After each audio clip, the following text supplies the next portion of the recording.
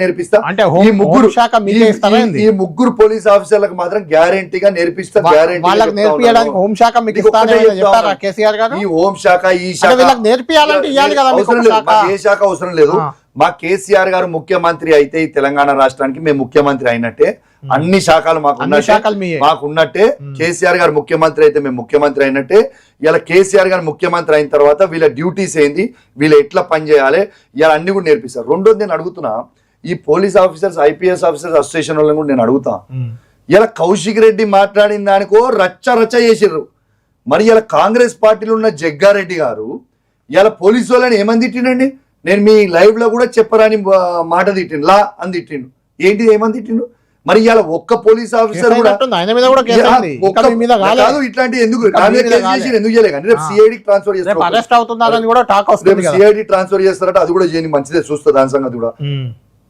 ఇలా జగ్గారెడ్డి గారి మీద ఎందుకు ఐపీఎస్ ఆఫీసర్స్ అసోసియేషన్ ఇలా రియాక్ట్ కాలేదండి? ఇలా పోలీస్ ఆఫీసర్లని ఘోరంగా తిట్టినా ఎందుకు రియాక్ట్ కాలే? ఇలా అరవింద్ గారు, ఇలా బీజేపీ ఎంపీ అయిన అరవింద్ గారు ఘోరంగా పోలీస్ ఆఫీసర్లు తిట్టినా ఎందుకు రియాక్ట్ కాలే?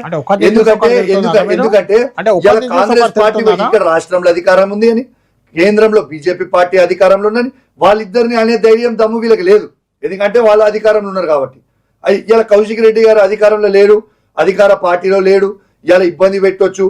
రేవంత్ రెడ్డి గారు చెప్పింది మేము చేయాలని స్పష్టంగా కనబడుతుంది కదా.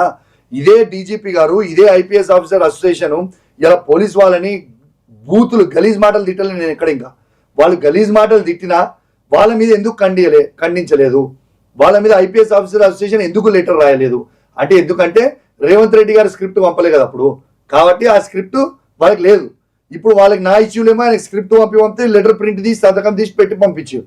అంటే వీళ్ళు కాంగ్రెస్ పార్టీ పనిచేసినట్టు కన్వర్ట్ చేసిన పని చేసుడు ఇది కరెక్ట్ కాదు. దిస్ ఇస్ నాట్ రైట్ అని చెప్తా ఉన్నాను. ఇలా ఇంకోటి కూడా అడుగుతున్నాను నేను కళ్యాణ్ గారు, ఇలా బాల్కా సుమన్ గారిని ఎందుకు అరెస్ట్ చేసిన కళ్యాణ్ గారు? కేతనపల్లి మున్సిపాలిటీలో ఇలా బీఆర్ఎస్ పార్టీకి ఓట్లేసి గెలిపించడం వల్లనేనా వాళ్ళ 22 మున్సిపల్ సీట్లలో 14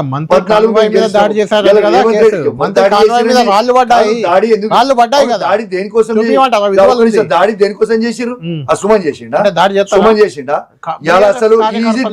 అసలు మాకెందుకు?